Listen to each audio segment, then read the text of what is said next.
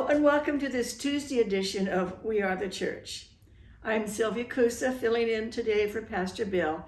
He is on a well-deserved vacation. Several years ago, I received the gift of this book entitled Then Sings My Soul, 150 of the World's Greatest Hymn Stories by Robert J. Morgan. It tells the backstory of what inspired people to write an inspirational poem that later would be set to music. Music, both secular and religious, vocal and instrumental, has been a major part of my life since childhood. The majesty of the words and music of hymns that I sung in church and Sunday school has been a powerful influence in my spiritual life. The backstory of the hymn I will share with you today is number 377 in our Methodist hymnal. It is well with my soul. The words were written by Horatio G. Spafford in 1873. Psalm 34, verse 19 says, "Many are the afflictions of the righteous, but the Lord delivers him out of them all." This story is about the tragic afflictions and events that Mr. Spafford endured, yet he was inspired to write the comforting words of this hymn, "It is well with my soul."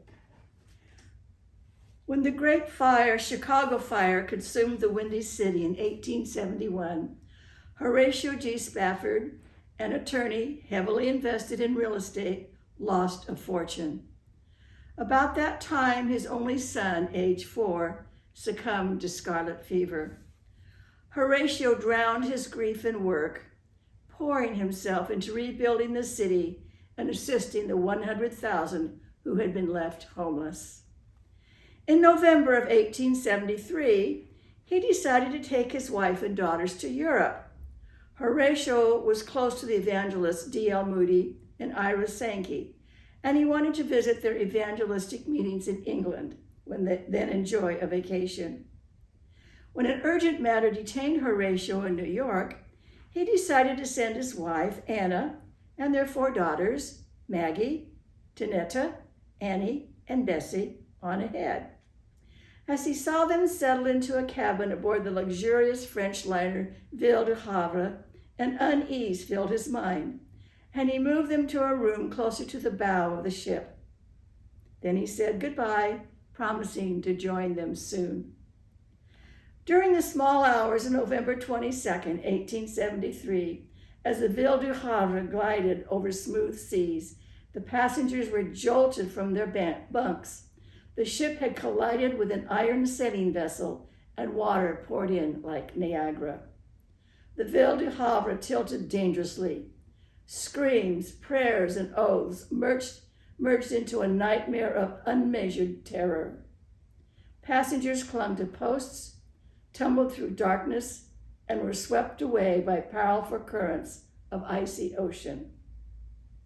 Loved ones fell from each other's grasp and disappeared into foaming blackness.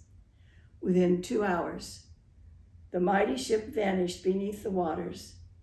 The 226 fatalities included Maggie, Tanetta, Annie, and Bessie. Mrs. Spafford was found nearly unconscious, clinging to a piece of the wreckage. When the 47 survivors landed in Cardiff, Wales, she cabled her husband, "Saved, alone." Horatio immediately booked passage to join his wife. En route on a cold December night, the captain called him aside and said, "I believe we are now passing over the place where the Ville du Havre went down." Spafford went to his cabin, but found it hard to sleep. He said to himself, "It is well, the will of God be done."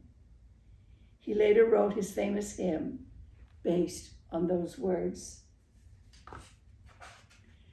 As my closing prayer, I will read 2 verses from Mr. Spafford's poem. "When peace like a river attendeth my way, when sorrows like sea billows roll, whatever my lot, thou hast taught me to say, it is well with my soul. O Lord, haste the day when my faith shall be sight. The clouds be rolled back as a scroll. The trump shall resound and the Lord shall descend. Even so, it is well with my soul. Even so, it is well with my soul. I pray these have been a word of encouragement to you today. Hold them close to your heart.